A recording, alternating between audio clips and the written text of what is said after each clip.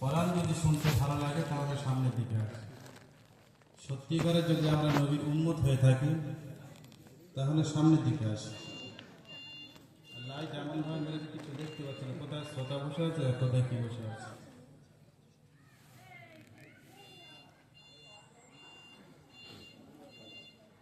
আজকের এই জলসার মেহফিলে লোক নেই। মেলা, ড্যান্স, হাঙ্গামা সব জায়গায় লোক ভরপুর করছে, জায়গা নাই। গায়ের মধ্যে চেপে দাঁড়াচ্ছে তবু ড্যান্স দেখবে, কিন্তু এই কোরআনের মজলিসে বসার লোক নেই।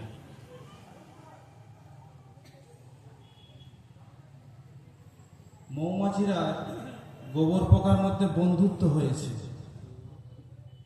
দুজনের মধ্যে খুব গভীর সম্পর্ক আছে। দুজন সব জায়গায় ঘুরতে যায়, খড়ি বেড়ে চা খেতেও যায়। দুজনের সব মনের কথা বলে। হঠাৎ একদিন মৌমাছি এসে বলছে, ভাই তোমার সাথে তো অনেকদিন তো বন্ধুত্ব আমার আছে, আমার মনে আশা আমি তোমাকে আমার বাড়িতে নিয়ে যাব।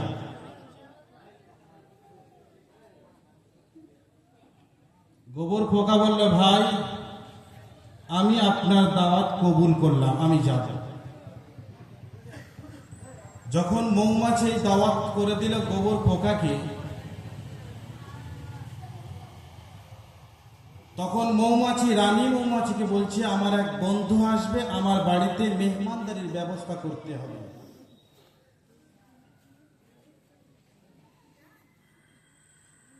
রানী মৌমাছি সমস্ত মৌমাছিদেরকে একত্রিত করলে বল, আমার বাড়িতে আজকের মেহমান আসছে, যাও তোমরা ভালো ভালো খাদ্যগুলো আনো, ভালো ভালো ফুল থেকে মধু সংগ্রহ করে আনো। রানী মৌমাছির কথা অনুযায়ী সমস্ত মৌমাছি বিভিন্ন ফুল থেকে, ভালো ভালো ফুল থেকে মধু সংগ্রহ করে আনতে লাগলে। সবাই যখন মধু নিয়ে চাকে ফিরেছে, তার বাড়িতে ফিরেছে, মেহমান এসে গিয়েছে। রানী মৌমাছি বলছে, ভাই নাস্তা শুরু করো। বন্ধুও খায়, রানী মৌমাছিও খায়, গোবর পোকাও খায়। গোবর পোকা খেতে খেতে বলছে, কেমন যেন গোবরের গ্যাস গ্যাস লাগছে। রানী মৌমাছি রেগে হঠাৎ গিয়েছে, যে মধু খাওয়ার জন্য আশরাফুল মখলুকাত পাগল হয়ে থাকে। রাসূল করিম সাল্লাল্লাহু আলাইহি ওয়াসাল্লাম বলেছেন যে মধু যদি কেউ খায় তো রোগের শেফা আছে। এই মধু তুমি গোবর পোকা তুমি গ্যাস বলছো? বলে, ভাই আপনি রাগ করবেন না, সত্য কথা বলুন তো, আপনি কি খান? তা বললেন, আমি খাই গোবর। তখন রানী মৌমাছি বলল, যার অন্তরতে নাপাক, যার জবানে নাপাক, যার হাতে নাপাক, যার পায়ে নাপাক, যার অঙ্গ পতঙ্গ প্রত্যেক জায়গায় নাপাক আছে, তার মধুর মধ্যে এত দামি জিনিস দিলে গ্রহণ করবে? আমাদের অন্তর নাপাক হয়ে আছে, আমাদের হাত নাপাক হয়ে আছে, আমাদের চোখ নাপাক হয়ে আছে, আমাদের কোরআনের মধ্যে এত সুন্দর বাণী শোনালে যাবে কেন? আমাদের পুরো বডি তো নাপাক হয়ে গিয়েছে, ওই জন্য কোরআনের ওয়াজ আমাদের ভালো লাগে না। ওই জন্য আজকের জলসার মজলিসে কোনো মানুষ নেই। জলসার মজলিসে কোনো মানুষ নেই। খুতবা শুরু করার আগে কথা বলতে হচ্ছে।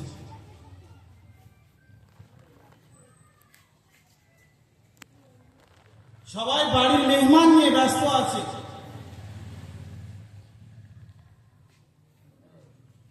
যে আমরা বাড়ি থেকে জলসা শুনে নেব। আবু জেহেল নবীর সামনে আসেননি কোনদিন। রাসূল পাক সাল্লাল্লাহু আলাইহি ওয়াসাল্লাম যখন সাহাবাদেরকে কোরআনের দাওয়াত দিতেন, কোরআনের বাণী শোনাতেন, তখন আবু জেহেল দূর থেকে শুনত, কাছে কোনদিন আসেনি। আবু জেহেলের নাম কি ছিল? আবু জেহেলের নাম কি ছিল? আবুল হাকাম, যার অর্থ হলো জ্ঞানীর পিতা। আবু জেহেল সেই জামানাতে সাহিত্যিক ছিলেন, ভাষা আবৃত্তি করতে পারতেন। তিনি একটা কবিতা লিখে দিত আর পুরো মক্কাবাসীদেরকে চ্যালেঞ্জ করত, কে আছো আমার এই কবিতার পাশে একটা কবিতা লিখে দেবে। এই জন্য করে এর নাম ছিল আবুল হাকাম। আবু জেহেল কোথা থেকে হলো? আবু জেহেল মানে মূর্খের পিতা, মূর্খের বাপ। আবুল হাকাম থেকে, জ্ঞানীর পিতা থেকে মূর্খের পিতা, মূর্খের থেকে পিতা হলো রাসূলুল্লাহ সাল্লাল্লাহু আলাইহি ওয়াসাল্লাম। বললেন, কোরআনের মতো এত সুন্দর শিষ্টাচার যার বুঝে আসলো না, কোরআনের মতো এত সুন্দর বাণী যখন বুঝে আসলো না, তুমি আবুল হাকাম হতে পারো না, তুমি মূর্খের বাপ আবু জেহেল। কোরআন সামনে না শুনলে কোরআনে মোহাব্বত দিলে আসবে না, ওই জন্য সবাই সামনে আসে। আলহামদুলিল্লাহ আলহামদুলিল্লাহ নাহমাদুহু ওয়া নাস্তাঈনুহু ওয়া নাস্তাগফিরুহু ওয়া নু'মিনু বিহি ওয়া নাতাওয়াক্কালু আলাইহি ওয়া না'উযু বিল্লাহি মিন শুরুরি আনফুসিনা ওয়া মিন সাইয়্যাতি আ'মালিনা মান ইয়াহদিল্লাহু ফালা মুদিল্লা লাহু ওয়া মান ইউদ্লিলহু ফালা হাদিয়া লাহু ওয়া নাশহাদু আন লা ইলাহা ইল্লাল্লাহু ওয়াহদাহু লা শারীকা লাহু ওয়া নাশহাদু আন্না সাইয়্যিদানা ওয়া মাওলানা মুহাম্মাদান আবদুহু ওয়া রাসূলুহু। وقال الله تعالى في كلامه المجيد والفرقان الحميد ما يلفظ من قول إلا لديه رقيب عتيد. وقال الله تبارك وتعالى في كلامه المجيد والفرقان الحميد واتقوا يوما ترجعون فيه إلى الله ثم توفى كل نفس ما كسبت وهم لا يظلمون. وقال النبي صلى الله عليه وسلم من رغب عن سنتي فليس مني أو كما قال عليه الصلاة والتسليم. وقال النبي صلى الله عليه وسلم المسلم من سلم المسلمون من لسانه ويهديه أو كما قال عليه الصلاة والتسليم. الحمد لله. আল্লাহ সুবহানাহু ওয়া তাআলার দরবারে লাখ কোটি শুকরিয়া জ্ঞাপন করি যে তিনি অত্যন্ত ভালোবেসে এমন জান্নাতের বাগানে আমাকে আপনাকে সুযোগ করে দিয়েছেন। আমি আপনি বিভিন্ন কাজ থেকে ফারেক করে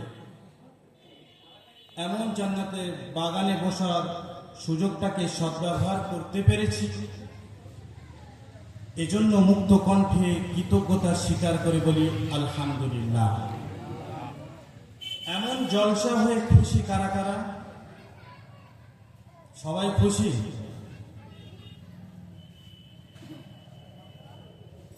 সবাই খুশি না। এমন জলসা হলে শয়তান খুশি হবে না। শয়তান জানে জলসা হলে মানুষ সওয়াব কামাবে, সওয়াব নেবে, এটা আমি বরদাস্ত করব না। ওই জন্য করে মানুষ, শয়তান মানুষের পিছনে লেগেছে আর দোকানটা বাইরে বসেছে। জানে দোকান না দিলে আমি মানুষকে কুলাঙ্গার বানাতে পারবো না।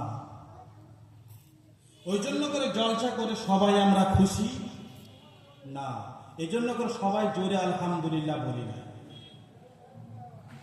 কোরআনে পাকে আল্লাহ সুবহানাহু ওয়া তাআলা বলেছেন, লা ইন শাকারতুম লা আযীদান্নাকুম ওয়া লা ইন কাফারতুম ইন্না আযাবি লাশাদীদ।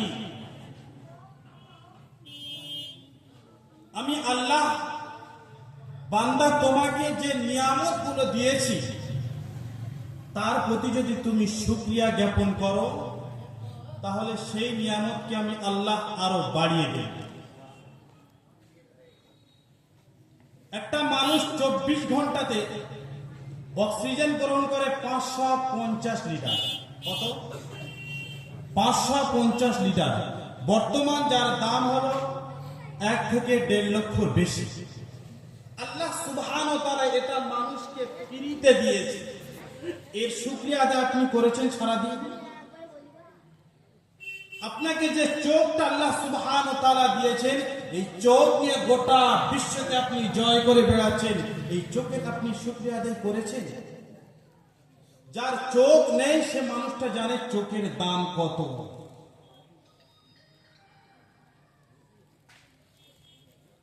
যার পা নেই, যার হাত নেই, সেই মানুষটা জানে হাত পায়ের দাম কত।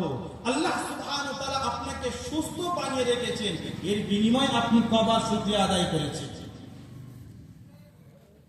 আল্লাহ রাসূল সাল্লাল্লাহু আলাইহি ওয়াসাল্লামকে যার আগের গুনাহ মাফ ছিল, পরের গুনাহ মাফ ছিল, তারপরে তিনি সারা রাত জেগে নামাজ পড়েছেন। তাকে জিজ্ঞাসা করো আপনি সারা রাত জেগে কেন নামাজ পড়েন? আপনার তো আগের গুনাহ মাফ, পরের গুনাহ মাফ। বলছেন আমি আল্লাহ সুবহানাহু ওয়া তাআলার কাছে শুকরিয়া আদায় করার নামাজ পড়েছি। আপনি কতবার শুকরিয়া আদায় করেছেন? আমাদের মনে হিংসা, লোভ, লালসা ভরে গিয়েছে। মানুষের গীবত জবানে লেগে আছে। হাদিসে পাকে এসেছে আল গীবাতু আশাদ্দু মিনাজ জিনা। গীবত হলো জিনা থেকে মারাত্মক। ওলামারা বসে আছে, আশাদ্দু এটা ইসম তাফসীর এসেছে, কথাই বলি।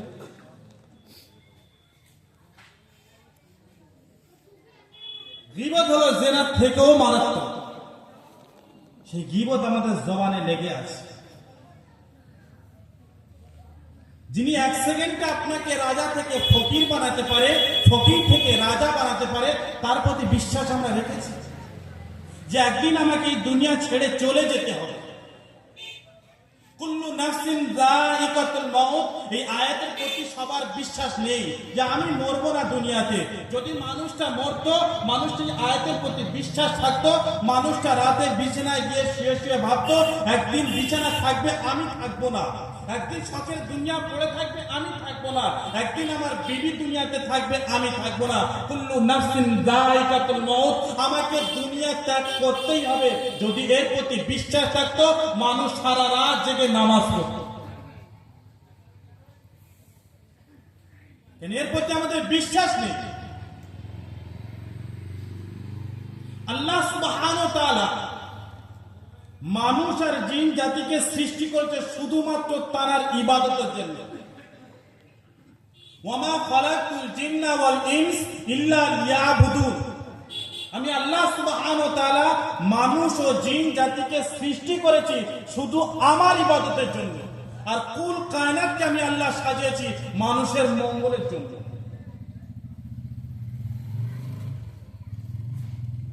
যে আল্লাহ সুবহানাহু ওয়া তাআলা আমাকে ইবাদতের জন্য সৃষ্টি করেছে, আমরা কার পিছনে সময় দিচ্ছি? ইয়া আইয়ুহাল ইনসান মা গাররাকা বিরাব্বিকাল কারীম, হে মানুষ তোমাকে কিসের থেকে আল্লাহর হুকুম থেকে বিরতি রাখে? কিসের জন্য আল্লাহর হুকুম থেকে তুমি এড়িয়ে যাচ্ছ?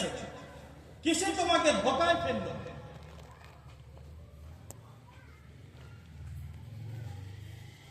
মানুষ কোনোদিন এটা ভাবে না যে আমাকে ফিরে চলে যেতে হবে কখন। শোনাচ্ছিলাম তিনি হলেন আল্লাহ, যে আমাদেরকে সুস্থ সবল বানিয়েছে। ঠিক তারপরে 100 কোটি দরুদ ও সালাম বর্ষিত হোক আমার আপনার নবী, দোজাহানের বাদশাহ, আমিনা গোলাম, তাজদারে মদিনা, আহমদ মুস্তফা, জনাবে মুহাম্মদ রাসূলুল্লাহ সাল্লাল্লাহু আলাইহি ওয়াসাল্লাম। নবীর নাম শুনলে কি করতে হবে? দরুদ পড়তে হবে। আমরা দরুদের প্রেমিক সবাই। সারাদিন কতবার দরুদ পড়েন? মান সাল্লা আলাইহি ওয়াহিদান সাল্লাল্লাহু আশারা। একটা মানুষ যখন একবার দরুদ পড়বে তার উপরে 10টা রহমত নাজিল করা হবে, 10টা গুনাহ মাফ করা হবে, 10টা মর্যাদা আল্লাহ সুবহানাহু ওয়া তাআলার দরবারে বৃদ্ধি হবে। রাসূলের নাম শুনলে দরুদ পড়তে হয়। রাসূল কারীম সাল্লাল্লাহু আলাইহি ওয়াসাল্লাম ভরা মজলিসে সাহাবায়ে কেরাম রাদিয়াল্লাহু তাআলা আনহুদের সাথে বসে আছে। হঠাৎ রাসূলুল্লাহ সাল্লাল্লাহু আলাইহি ওয়াসাল্লাম 3 বার আমিন আমিন আমিন এই শব্দ বললেন। সাহাবায়ে কেরাম রাদিয়াল্লাহু তাআলা আজমাইনরা হতভম্ব হয়ে গেলেন, আশ্চর্য বোধ করলেন। রাসূল তো কোনোদিন আমাদের মজলিসে বসে পৃথক পৃথক ভাবে আমিন বলেন, আজকের হঠাৎ আমিন কেন?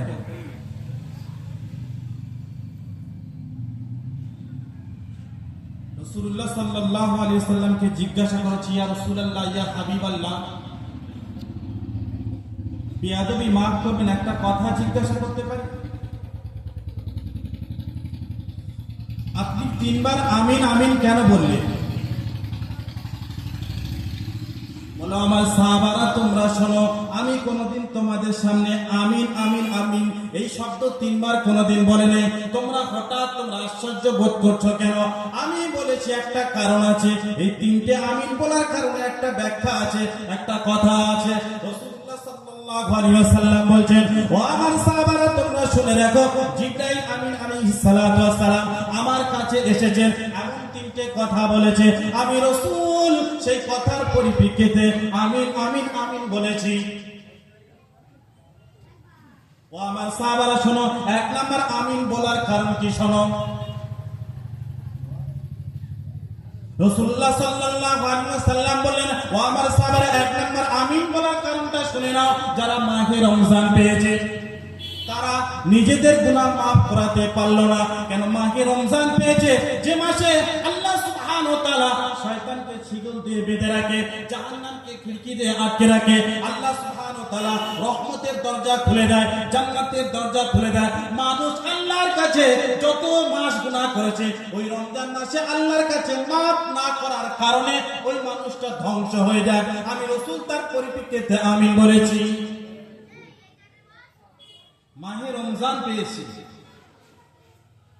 আর আমার গুনাহ আমি মাফ করাতে পারলাম না আল্লাহর কাছে, ওই মানুষটা হতভাগা, ওই মানুষটা ধ্বংস হোক। রাসূল বলেছে আমিন। যে মাসে একটা ফরজ আদায় করলে 70 ফরজ সমান, 1 টাকা দিলে 70 টাকা সমান, সেই মাসে বান্দা গুনাহ করে তো করে কি করে? বলি, ইয়া রাসূলুল্লাহ, ইয়া হাবিবাল্লাহ, প্রথম কারণ তো জানতে পারলাম, দ্বিতীয় কারণটা কি শুনতে পারি?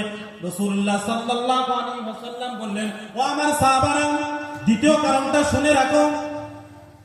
যে জীবিত অবস্থা তার পিতা মাতাকে পেয়েছে, সেই ব্যক্তি, সেই উম্মত জান্নাত কামাতে পারলো না, আল্লাহর জান্নাত লাভ করতে পারলো না, আল্লাহর কাছে পেয়ারা হতে পারলো না, ওই বান্দা ধ্বংস হয়ে যায়। কারণ আল্লাহ বলে, তো ওয়াকাদা রাব্বুকা আল্লা তা'বুদু ইল্লা ইয়্যা ওয়া বিল ওয়ালিদাইনি ইহসানা। আল্লাহর ইবাদতের পরে পিতামাতাকে সম্মান করো। তোমার ঘরে বৃদ্ধা মা আছে, বাপ আছে, তাদেরকে সেবা করে ভালোবেসে আল্লাহকে রাজি করাও। আল্লাহকে রাজি করালে তোমাদের জন্য জান্নাত ওয়াজিব হয়ে যাবে। যারা পিতামাতাকে পেল আর আল্লাহকে রাজি করাতে পারলো না আর জান্নাত কামাতে পারলো না, রাসূল বলেছেন ওই মানুষটা ধ্বংস হয়ে যাবে। আজ তো আমাদের পিতামাতা আছে,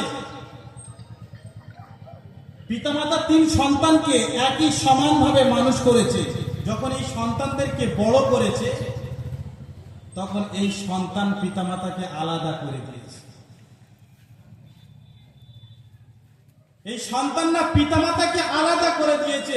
যে পিতা মাথার ঘাম পায়ে ফেলেছে, নিজের নাকে সারাদিন বাচ্চার ভবিষ্যতের কথা চিন্তা করেছে, সেই বাচ্চা বড় হয়ে পিতাকে আলাদা ঘরে বসিয়ে রেখেছে, আলাদা রান্না করে খাওয়ায়, আর ও বিবি নিয়ে আলাদা খায় ফুর্তিমান।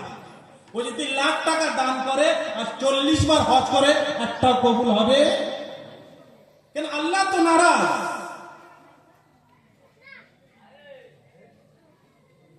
যে পিতা আপনাকে কত পরিশ্রম করে আপনাকে বড় করেছে, আমার ছেলে বড় হবে, আমার ছেলে দিনদার হবে,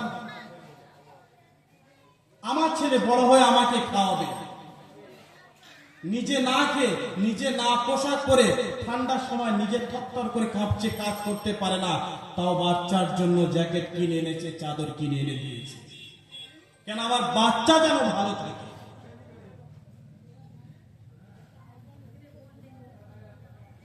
আজ এমন পিতা মাতাকে আমরা আলাদা করে দিয়েছি, যে মা তোমাকে 10 মাস 10 দিন গর্ভে রেখেছিল, যে মা তুমি যখন পেটে ছিল মা ভালো করে খেতে পায়নি, ভালো করে চলতে পারে না, জ্বালা যন্ত্রণা নিয়ে মা কেটেছে 10 মাস 10 দিন। তোমাকে যখন দুনিয়ার আলো দেখিয়েছে, মার বালতি বালতি খুন প্রবাহিত হয়ে গিয়েছে, তখন একবার জিজ্ঞাসা করেনি আমার শরীরটা কেমন আছে, তখন জিজ্ঞাসা করেছে আমার বাচ্চা কেমন আছে। বাচ্চার যদি শরীর খারাপ হয়ে যেত, ঘরে যদি টাকা না থাকতো, তার দুয়ারে দুয়ারে চলে যেত মা, যে আমার বাচ্চাকে একটু সাহায্য করো, আমি জীবন চাই না, আমার বাচ্চাকে আমি জীবিত চাই, আমি দুনিয়া থাকতে চাই না, আমার সন্তান দুনিয়াতে ভালো থাক, আমার খাওয়া দরকার নেই, আমি খাবো না, আমার সন্তান যেন পেট ভরে খেতে পারে। মা সবার দুয়ারে দুয়ারে গিয়ে ভিক্ষে করে এনেছে তোমার জন্য, তোমার মতো সন্তান মানুষ করার জন্য। সেই মাকে তুমি আলাদা করে দিলে কিভাবে? সেই মাকে তোমার বাড়ি থেকে আলাদা করলে কি করে? সেই মাকে আলাদা উনুন জ্বালাতে হলো কেন? তুমি পারলে এটা করতে? যে মা তোমার জন্য ঝিকিরি খেটেছে, তোমার জন্য মেথরগিরি করেছে, সেই মাকে তুমি আলাদা করে দিলে? রাসূলুল্লাহ সাল্লাল্লাহু আলাইহি ওয়াসাল্লাম বলছেন, এমন মা বাপ পেয়ে যে জান্নাত কামাতে পারলো না, ওই ব্যক্তি ধ্বংস হয়ে যায়। দ্বিতীয় কারণ কি? এক নম্বর কারণ হলো যে মাহে রমজান পেলে নিজের গুনাহ মাফ করাতে পারলো না। দ্বিতীয় কারণ যে পিতা মাতাকে পেল আল্লাহর কাছে জান্নাত কামাতে পারলো না।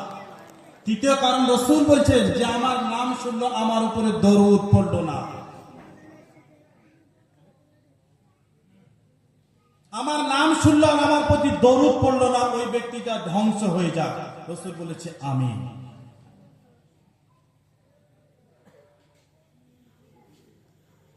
আল্লাহ সুবহানাহু ওয়া তাআলা বলেন, হে রাসূল, এ হাবিব তোমার উম্মতকে বলে দাও, আমি আল্লাহ যদি আমাকে পেতে চায় আর আমাকে ভালোবাসতে চায়, তাহলে তোমাকে অনুসরণ করে আসে।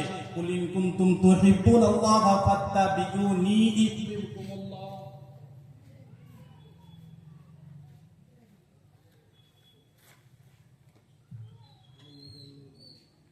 হে রাসূল, আপনি বলে দেন আপনার উম্মতদেরকে, যদি আমি আল্লাহ আমাকে পেতে যাই, তাহলে তুমি নবী তোমাকে অনুসরণ করে আসে। এই জামানায় নবী নাই, আছে নেই? রাসূল বললেন আমি নেই, আমার উম্মত যদি আমাকে ভালোবাসতে চায়, আমার সুন্নতকে সে যেন ভালোবেসে নেয়, আমার সুন্নতকে আঁকড়ে ধরে নেয়। মান আহাব্বা সুন্নতি ফাকাদ আহাব্বানি ওয়া মান আহাব্বানি কানা মাইয়া ফিল জান্নাহ। যারা সুন্নতকে ভালোবাসলো, আমি নবী, সে যেন আমাকে ভালোবাসলো, আর আমাকে যে ভালোবাসলো কাল কিয়ামতের দিন আমার সাথে জান্নাতে যাবে। রাসূলকে ভালোবাসতে চাইলে ঈমানে মজবুত লাগবে, কোরআনকে ভালোবাসতে হবে। আমরা কোরআনকে ভালোবাসি না। কোরআনকে যদি ভালোবাসতাম, আমাদের সন্তানকে মক্তবে পাঠাতাম, সকাল হলে ইংলিশ মিডিয়ামে পাঠাতাম না। আমাদের বাচ্চা সব থেকে ব্রিলিয়ান্ট, যে তাকে পাঠায় ইংলিশ মিডিয়ামে। সব থেকে দেখতে ভালো যে তাকে পাঠায় ইংলিশ মিডিয়ামে। বাড়ির সব থেকে বদমাস ছেলে যে গ্রামের একটা আম গাছে আম যে রাখে না, তাকে পাঠাই আমরা মাদ্রাসা। আমাদের ভালো সন্তানকে আমরা কোরআন শেখাতে চাই না। আল্লাহ বলছেন, রাসূলুল্লাহ সাল্লাল্লাহু আলাইহি ওয়াসাল্লাম বলেন, দুনিয়াতে সবাই মানুষ, কিন্তু তার মধ্যে আল্লাহর বিশেষ মানুষ আছে, আল্লাহ খাস মানুষ আছে। যেমন প্রধানমন্ত্রীর সাথে কিছু বিশেষ মানুষ থাকে, খাস মানুষ থাকে, থাকে না? আল্লাহ বলছেন দুনিয়াতে আমার কিছু বিশেষ মানুষ আছে। ইন্না লিল্লাহি আহলিনা মিনান নাস, মানুষের মধ্যে থেকে আমার কিছু মানুষ আছে, বিশেষ মানুষেরা। সাহাবারা জিজ্ঞাসা করলেন, ইয়া রাসূলুল্লাহ, ইয়া হাবিবাল্লাহ, তারা কারা? মানহুম, তারা কারা? রাসূলুল্লাহ সাল্লাল্লাহু আলাইহি ওয়াসাল্লাম বললেন, আহলুল কুরআন, তারা হলো কোরআনওয়ালা, যারা কোরআন শিখে, কোরআন পড়ে, কোরআনের উপরে চলে, এরা হলো আমার বিশেষ মানুষ। এই দেশে একটা বাদশা ছিল, বাদশা শাহজাহান।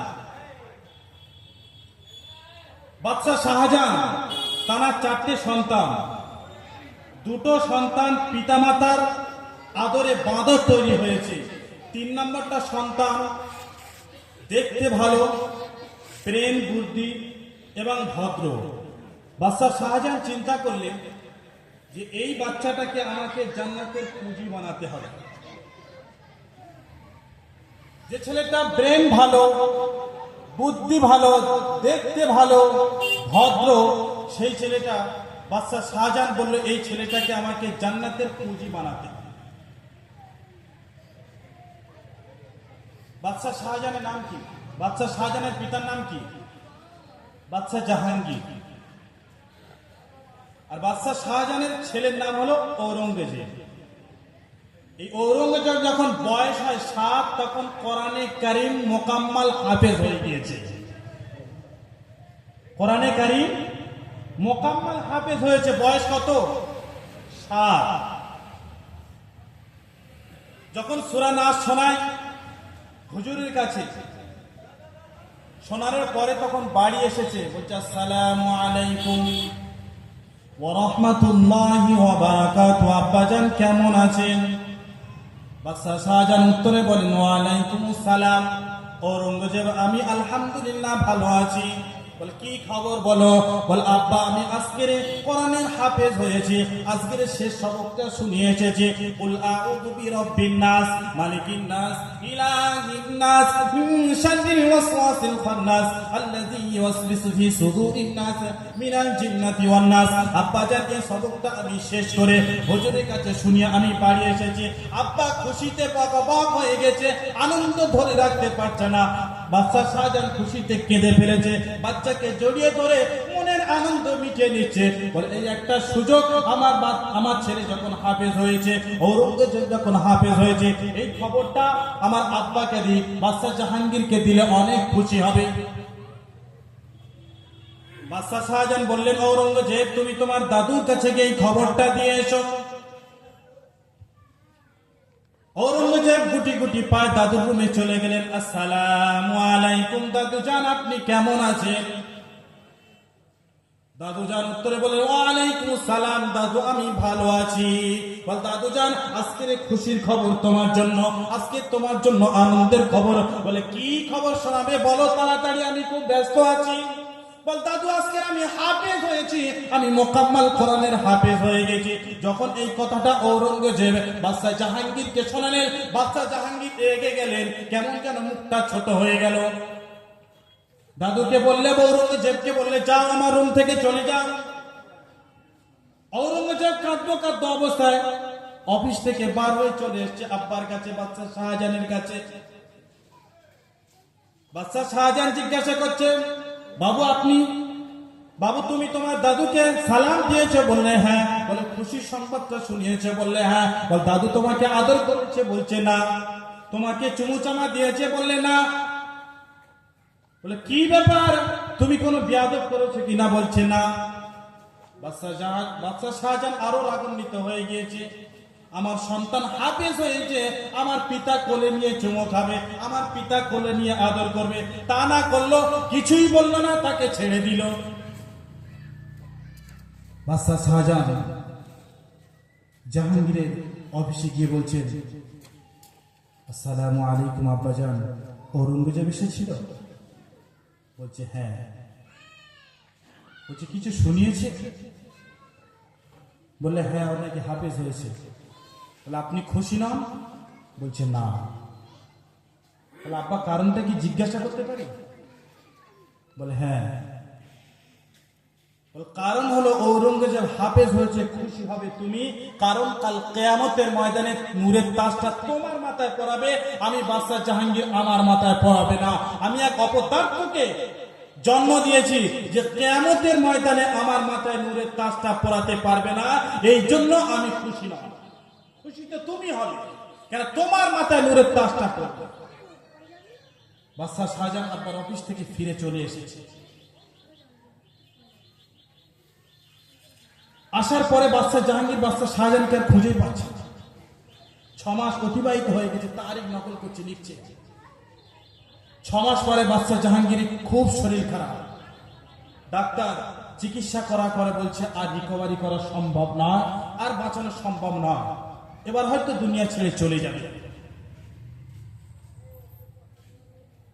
যখন বাদশাহ জাহাঙ্গীর এই খবরটা পাড়ার মানুষ শুনলো, এলাকার মানুষ শুনে নিল, সবাই দলে দলে দলে দলে দেখতে আসলো।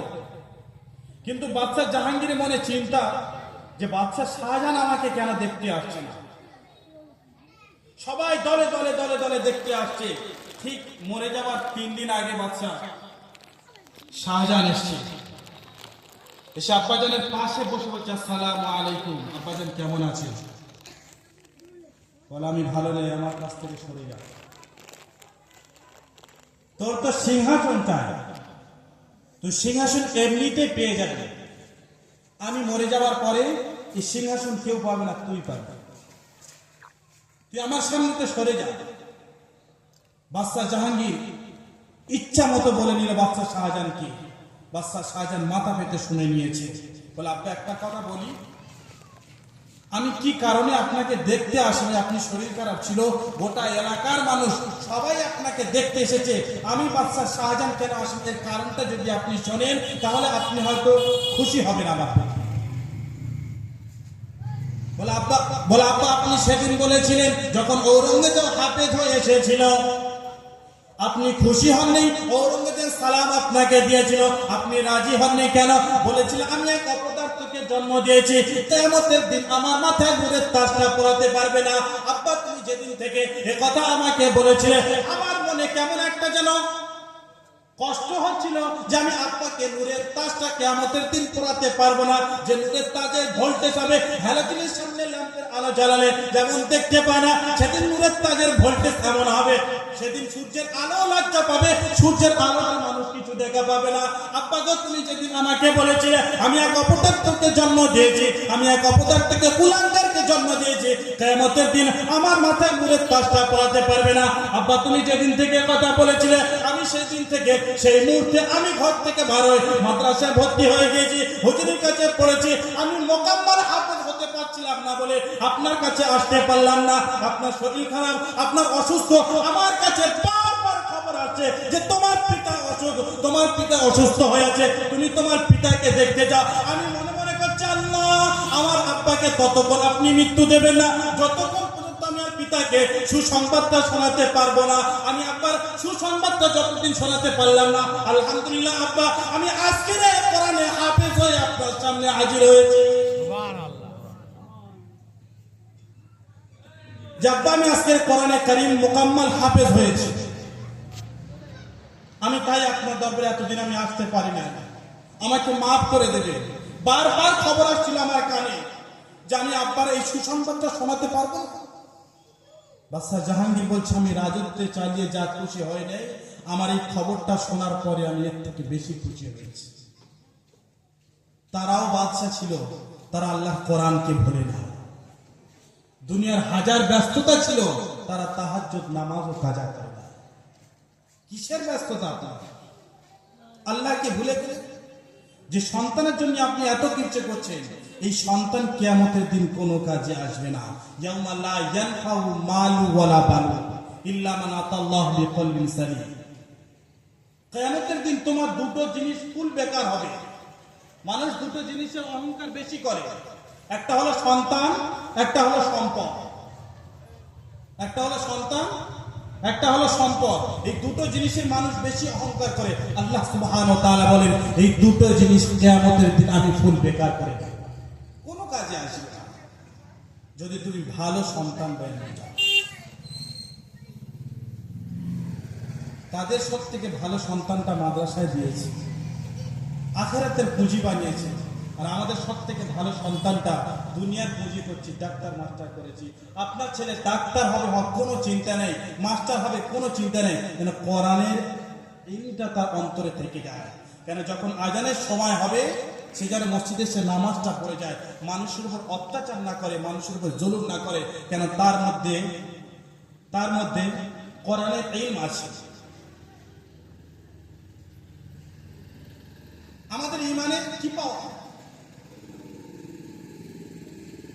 কোন পাওয়া?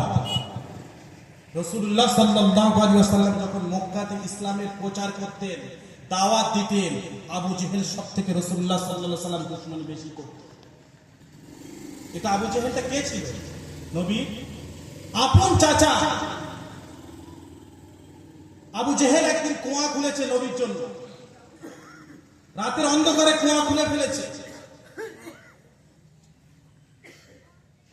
যে মুহাম্মদ ফজরের নামাজ পড়তে যাবে আর কুয়াতে পড়বে, ওখানে শেষ হয়ে যাবে। এই নিয়তে আবু জেহেল কুয়া খুলেছে। রাসূলুল্লাহ সাল্লাল্লাহু আলাইহি ওয়াসাল্লাম যখন ফজরের সময় হয়ে গিয়েছে, ফজরের ওয়াক্ত হয়ে গিয়েছে, নামাজ পড়তে যাবে মসজিদে, পা পা পা করে মসজিদে যাচ্ছে, আল্লাহ হুকুম করে, ও জিবরাইল, আবু জেহেল কুয়া খুলেছে, আমার নবী জানে না, তুমি ডানাটা পেতে দাও, আমার নবী তোমার সিনার উপর থেকে যাবে। হযরত জিবরাইল আলাইহিস সালাতু ওয়াস সালাম ডানাটা পেতে দিলেন। রাসূলুল্লাহ সাল্লাল্লাহু আলাইহি ওয়াসাল্লাম পা পা করে মসজিদে চলে গেলেন। আবু জেহেল দূর থেকে উঁকি মেরে দেখছে যে মুহাম্মদ হয়তো পড়ে গিয়েছে, আনন্দতে ছুটে আসছে, আনন্দ আত্মহারা হয়ে গিয়ে যখন কুয়াতে মুখ বেরিয়েছে, আবু জেহেল উল্টে পড়েছে। আবু জেহেল নিচেতে চিৎকার করে, বাঁচাও, আমাকে কে আছে, সাহায্য করো, কুয়া থেকে তোলো, আমি মুহাম্মাদের জন্য কুয়া খুলেছিলাম, মুহাম্মদ কুয়া নেই, কিন্তু মুহাম্মদ গেল কোথায় আমি খুঁজে পাই নাই, আমি আবু জেহেল কুয়াতে পড়ে আছি, আমাকে বাঁচাও। আবু জেহেলের গোলাম আওয়াজটা পেয়ে ছুটে এলো, বলে, যাও বাড়ি থেকে একটা রশি আনো, আমাকে টেনে তোলো। আবু জেহেলকে বাঁচাতে যাচ্ছে, আবু জেহেলকে বাঁচাতে যাচ্ছে। গোলাম যখনই দড়ি দেয়, প্রত্যেক দড়ি 1 ফুট করে কম হয়। তারিখ নকল করছে, দড়ি দিতে দিতে 70 ফুট দড়ি দিয়েছে, যত দড়ি দিচ্ছে 1 ফুট কম হচ্ছে। আবু জেহেল বলছে, এই মুহাম্মদকে ডাক, কেউ বাঁচাতে পারবে না। ছুটে গিয়ে রাসূলুল্লাহ সাল্লাল্লাহু আলাইহি ওয়াসাল্লামকে ডেকে আনা হলো। রাসূলুল্লাহ সাল্লাল্লাহু আলাইহি ওয়াসাল্লাম বলছে, চাচা আপনি এখানে কুয়া কেন খুললেন? বল, ভাতিজারে আপনার জন্য খুলেছিলাম। বল, কেন? তোমাকে মারার জন্য। চাচা, আমার মা নেই, আমার বাপ নেই, আমার শখের দাদুটা নেই, আপনি আমাকে মারবেন বলছেন? কি করেছি আমি? বলছে, মুহাম্মদ তুই আগে তোল আমাকে, তারপর কথা বল। আমি বলছি, এটাই মোক্ষম সময় কলেমার দাওয়াত দেওয়া। চাচা একবার কলেমাটা পড়ে নেন। বলছে, ভাইপো আমি কলেমাটা পড়বো। বলে, ওখানে পড়েন জায়গা। বলছে, না, কলেমার অপমাননা হবে, কলেমার সাথে বিয়াদবি হবে, আমি নিচে পড়বো না, উপরে গিয়ে পড়বো। রাসূলুল্লাহ সাল্লাল্লাহু আলাইহি ওয়াসাল্লাম বিসমিল্লাহ আল্লাহু আকবার বলে যখন কুয়াতে হাত দিয়েছে, আল্লাহ বলছে, ও জিবরাইল, স্প্রিংটা ছেড়ে দাও। সঙ্গে সঙ্গে মাটি আরো কাছে এসে গেল। আবু জেহেল উপরে আসলো, বলছে, কি জাদু, মারাত্মক জাদু তো করেছো তুমি। 70 ফুট দড়ি দিয়ে আমাকে তুলতে পারলে না, তুমি হাত দিয়ে তুলে দিলে, কত বড় জাদু। আবু জেহেল সেখানে কলমা পড়ে। একদিন হঠাৎ হাতে কি নিয়ে এসে বলছে, মুহাম্মদ আমার হাতে কি বলতে পারবে? যদি বলতে পারো আমি কলেমা গ্রহণ করব, তোমার ইসলাম গ্রহণ করব। বলছে, চাচা আমি কি আছে বলবো, না তোমার হাতে যেটা আছে সেটা আমাকে বলে দেবে? বলে, তাহলে তো খুব ভালো হয়। রাসূল বলছে, তাকাল্লাম, কুল, বলো, আশহাদু আল্লা ইলাহা ইল্লাল্লাহু মুহাম্মাদুর রাসূলুল্লাহ। পাথর শোনাচ্ছে আবু জেহেলের হাত থেকে, থেকে আবু জেহেল হাতে হাতে পাথর ফেলে দিলে, বলে পাথরকে জাদু করেছে মুহাম্মদ। সেখানে কালেমা পড়ল না। অনেক কষ্ট দেওয়ার পরে রাসূলুল্লাহ সাল্লাল্লাহু আলাইহি ওয়াসাল্লাম মক্কা থেকে মদিনায় চলে আসলেন।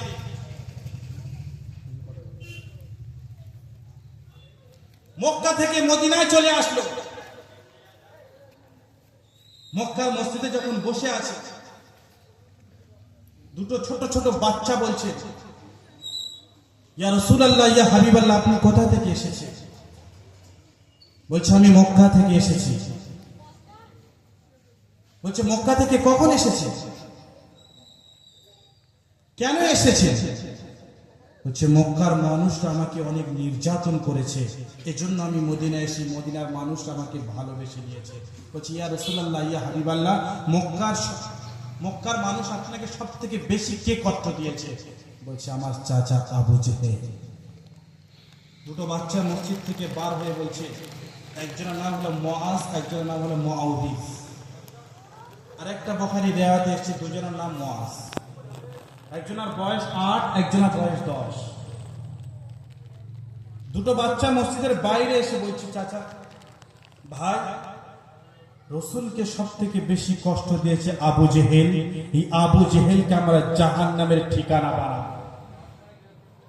দুটো বাচ্চা বাড়িতে চলে গেলে তার কিছুদিন পরে বদরের যুদ্ধের ঘোষণা হয়ে গেল।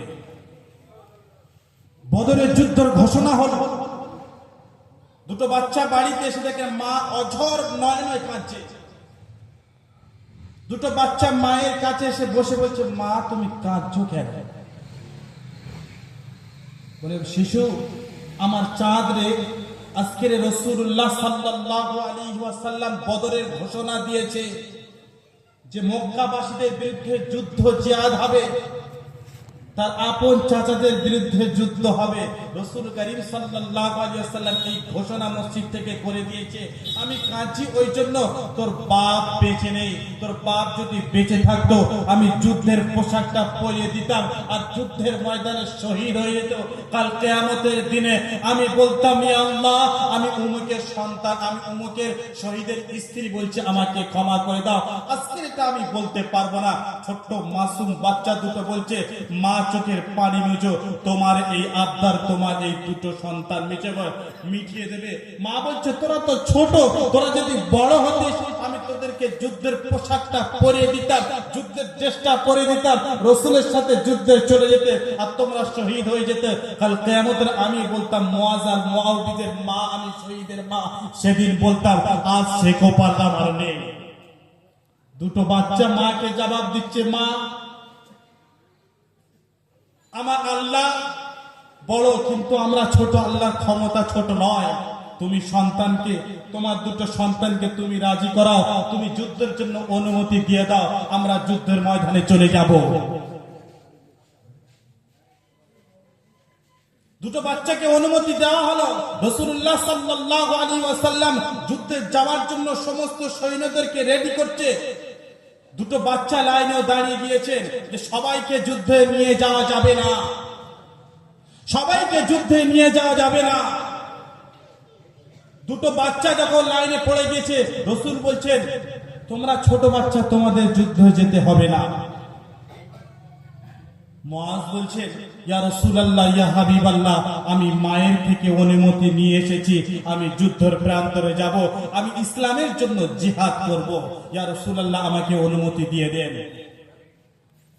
বলছে, না তুমি ছোট, তোমাকে অনুমতি দেওয়া হবে না।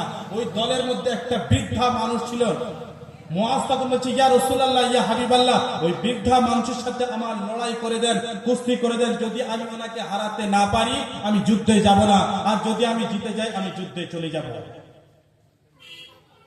রাসূলুল্লাহ সাল্লাল্লাহু আলাইহি ওয়াসাল্লাম ওই বৃদ্ধার সাথে মুআজের লড়াই লাগিয়ে দিল।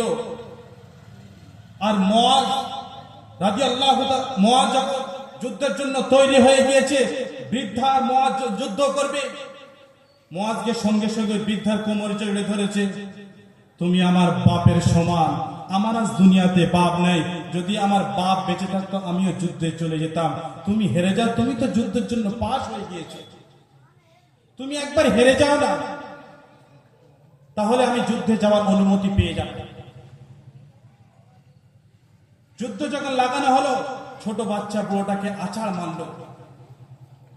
বলছি, ইয়া রাসূলুল্লাহ, ইয়া হাবিবাল্লাহ, আমি বৃদ্ধা মানুষকে হারিয়ে দিয়েছি, আমি যুদ্ধে যাওয়ার জন্য রেডি আছি, আমার ক্ষমতা আছে, আমার শক্তি আছে।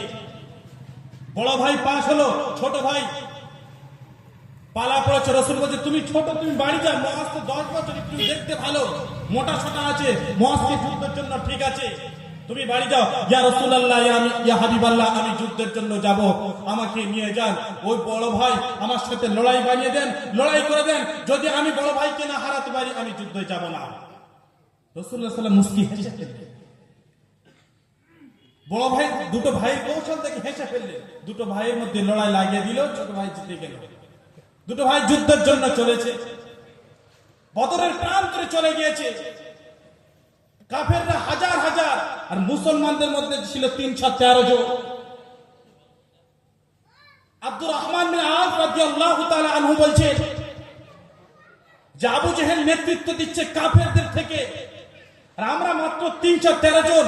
আমি আবু জেহেলকে মারার জন্য একটা টার্গেট করেছি, আমার পাশে কি আছে দেখি, তাকে দেখে দুই পাশে দুটো শিশু বাচ্চা, আর দুটো বাচ্চার সঙ্গে সঙ্গে জিজ্ঞাসা করছে, চাচা আবু জেহেলকে আপনি চেনেন? আব্দুর রহমান বিন আওফ রাদিয়াল্লাহু তাআলা আনহু বলছেন, তোমরা আবু জেহেলকে চিনে কি করবে? বলে, আমরা শুনেছি আবু জেহেল নাকি মক্কার জমিনেতে রাসূলুল্লাহ সাল্লাল্লাহু আলাইহি ওয়াসাল্লামকে নির্মমভাবে অত্যাচার করেছে। আমরা দুই ভাই বাড়ি থেকে ওয়াদা করে এসেছি, মায়ের কাছে অঙ্গীকার করে এসেছি, আমরা আবু জেহেলকে আজকে জাহান্নামের ঠিকানা বানিয়ে দেব। আব্দুর রহমান বিন আওফ রাদিয়াল্লাহু তাআলা আনহু শুনে আশ্চর্য হয়ে গেলেন। বলে কি এরা? হঠাৎ দেখলেন আবু জেহেল কাফেরদের মধ্যে নেতৃত্ব দিচ্ছে, কাফেরদেরকে নেতৃত্ব দিচ্ছে, ঘোড়ার পিঠির উপরে বসে আছে, অনেক বড় ঘোড়ার উপরে। সঙ্গে সঙ্গে বাচ্চা দুটোকে বললেন, মুআজ আর মুআবিস, ওই যে আবু জেহেল দাঁড়িয়ে আছে, দেখো ঘোড়ার পিঠের উপরে। দুটো বাচ্চা বাস পাখির মতো গিয়ে ঝাঁপিয়ে পড়েছে, আবু জেহেলকে মার শুরু করেছে। সমস্ত কাফের বেঈমান দেখছে, দুটো বাচ্চার গায়ে কেউ টাচ করতে পারছে না, দুজন সমানে যুদ্ধ করে যাচ্ছে। আবু জেহেলকে জমিনে শুইয়ে দিয়েছে, খেজুরের হাতে দুটো ডাল ছিল, দুনিয়ার মানুষ খেজুরের ডাল দেখছে, আল্লাহ সুবহানাহু ওয়া তাআলা ফেরেশতাদের তলোয়ার হাতে ধরে দিয়েছে। যখন দুই ভাই লড়াই করছে, লড়াই করতে করতে মুআজের বড় ভাই হাত কেটে শুধু চামড়া ঝুলছে, তখন বড় ভাই বলছে, এই হাত যখন আমার ইসলামের জন্য কাজে লাগবে না, এই হাতকে ছিঁড়ে ফেলবে।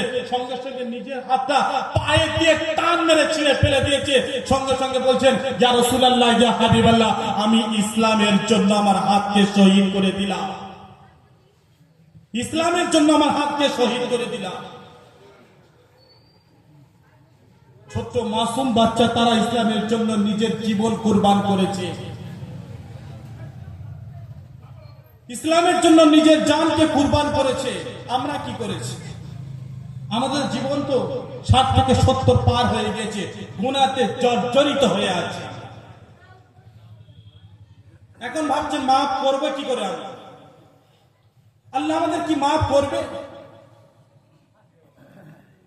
আমরা এত গুনাহ করেছি, মাফ করবে?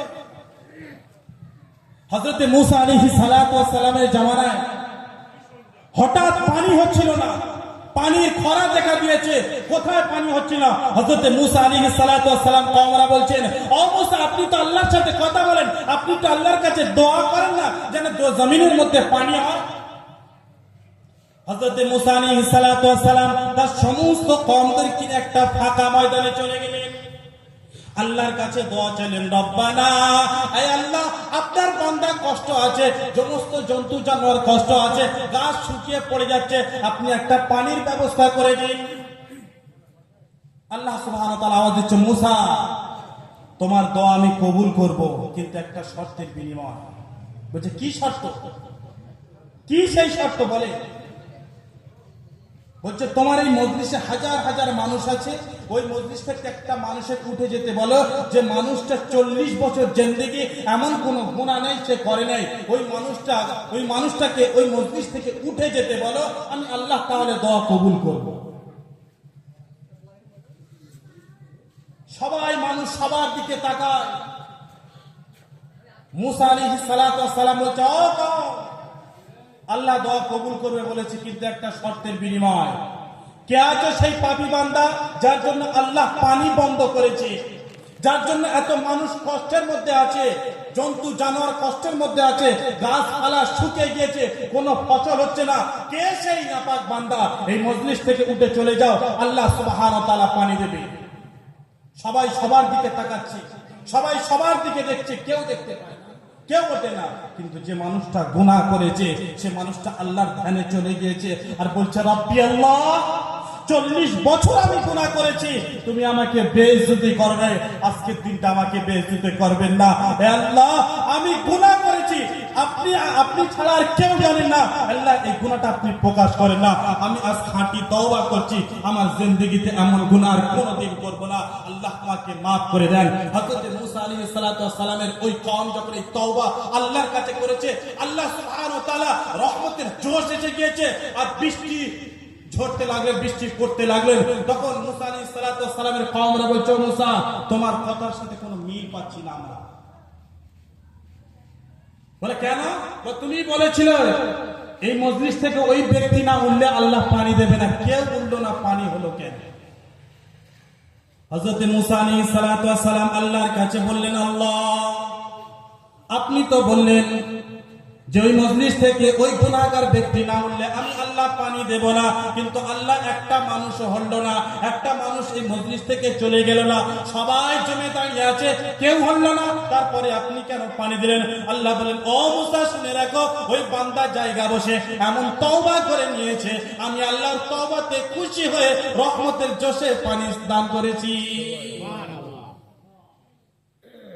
বান্দা যদি খালিস নিয়তে তওবা করে, আল্লাহ কবুল করে নেবে। আমরা ভাবছি যে আমরা গুনাহ করেছি কেদার বাড়ি, গাছের আবডালে, কেউ দেখতে পায় না, এটাই ভেবে আসতে। কোরআনে পাকে 26 পারা সূরা কফে বলছে আল্লাহ সুবহানাহু ওয়া তাআলা, মা ইয়ালফিযু মিন কাওলিন ইল্লা লাদাইহি রাকীবুন আতীদ। তোমার জবান থেকে যে কথাটা একবার বার হয়েছে, তোমার পা জমিনে এক পা তুলেছো, আরেক পা ফেলেছো, আল্লাহ সুবহানাহু ওয়া তাআলা সেটা রাকিব ওয়া আতীদ ফেরেশতার দ্বারা রেকর্ড করে রেখেছে, সংরক্ষিত করে রেখেছে। কিয়ামতের দিন তোমাকে তুলে ধরবে, ওয়া উযিয়াল কিতাবু ফাতারাল মুজরিমিনা মুশফিকিনা মিম্মা ফি ওয়া ইয়াকুলু ইয়া ওয়াইলাতানা মা লি হাযাল কিতাব লা ইগাদিরু সাগীরাতান ওয়ালা কাবীরা ইল্লা আহসাহা। বান্দা আমলনামাতে চমকে যাবে, বলে, কি আমলনামা যে একটা গুনাহ ছাড়লো না, যে গুনাহ আমি করেছিলাম গাছের আওড়ানে, গাছের ঝোপেতে, কোন পৃথিবীর মানুষ জানতো না, সে গুনাহ আল্লাহ তুলে দিল। সেদিন মানুষ আফসোস করবে, হায় আমার আমলনামা যদি আমাকে না দেওয়া হতো। মানুষ ফিরে আসে, ওয়াত্তাকু ইয়াওমান তুরজাউনা ফীহি ইলাল্লাহ, ভয় করো সেদিনের কথা মনে করে, যেদিন তোমাকে হাজির দিতে হবে গোটা পৃথিবীর মানুষের সামনে। সেই কথার দিকে ভয় করো, সেই কথার দিকে ভয় করে আমরা আল্লাহর দিকে ফিরে আসবো সবাই ইনশাআল্লাহ। আমাদের সন্তানকে মানুষের মতো মানুষ বানাবে ইনশাআল্লাহ। আমাদের সন্তানকে মানুষ তো বানাতে পারলাম না, আমাদের সন্তানরা চুল কাটে, কাঁচের সেলুন দোকানে গিয়ে বলে আমাদের ইঁদুর কাটিং করে দাও। এই ইঁদুর কাটিং করার জন্য 200 টাকা দেবো আমি। তুমি বাপ মানলে কি করে? তুমি যখন বাপ এইটা স্বীকৃতি দিলে, মেনে নিলে, ওই বাচ্চা, ওই সন্তান বড় হয়ে তোমাকে ঠেকাবে। কেন? তুমি তো শিখিয়েছো, তুমি তো আদর্শ শেখাও নে, তুমি তো মক্তবে পাঠাও নি, তুমি তো তোমার বাচ্চাকে ইংলিশ মিডিয়ামে পাঠিয়েছো, তোমার ভালো সন্তানকে তুমি মক্তবে পাঠিয়েছো, পাঠাও নি। তোমার সন্তান যখন কোরআন শিখবে, কোরআন ওয়ালা হবে, তখন কিয়ামতের দিন আল্লাহ সুবহানাহু ওয়া তাআলা বলবে, ইকরা ওয়ারতাকি, পড়ো আর একটা করে ধাপ চড়ো। যেখানে তোমার সূরা নাস শেষ হবে, সেখানে তোমার জান্নাতের মাকাম হবে। প্রত্যেকটা বাচ্চা কোরআন শিখে যখন জান্নাতের গেটে চলে যাবে, জান্নাতের গেট থেকে ফিরে আসবে, আল্লাহ আমরা জান্নাতে যাব না। বলবে, কেন? আমি আল্লাহ তোমাকে জান্নাত খুশি দিতে যাবে না? বলছে, আল্লাহ যাব, কিন্তু তাদেরকে না নিয়ে আমরা জান্নাতে যাব না। বলছে, কারা?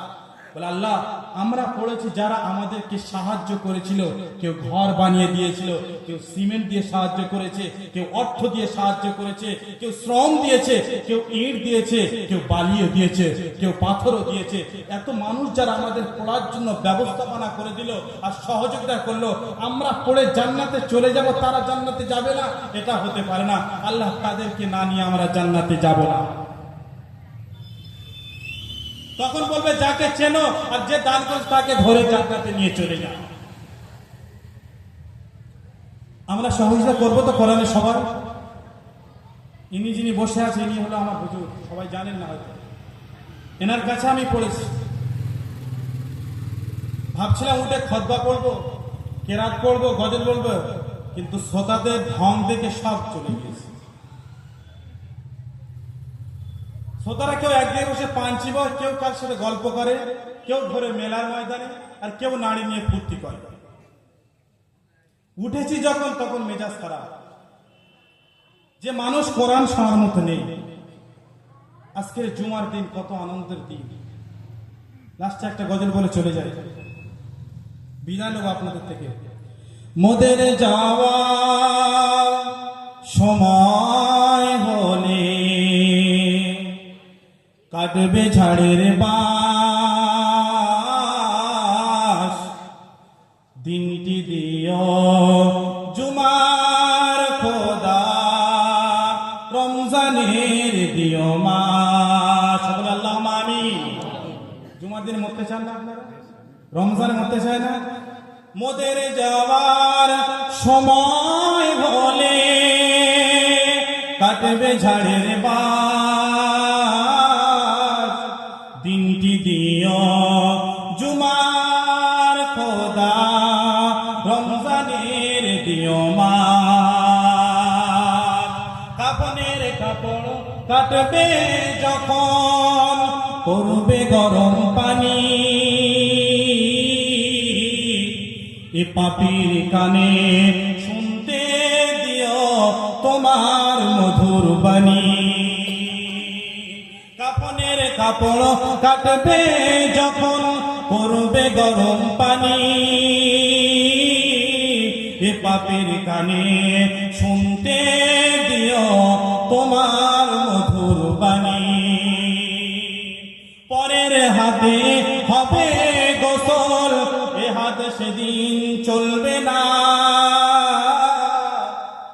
সবাই সেদিন বলবে কথা, শুধুই কথা বলবে না। পরের হাতে হবে গোসল, এ হাত সেদিন চলবে না, সবাই সেদিন বলবে কথা, শুধুই কথা বলবে না।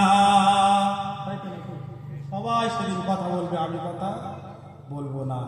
মোদের যাওয়ার সময় হলে কাটবে ঝাড়ের পাশ, দিনটি দিও জুমার খোদা, রমজানের দিও মাস। আল্লাহুম্মা মা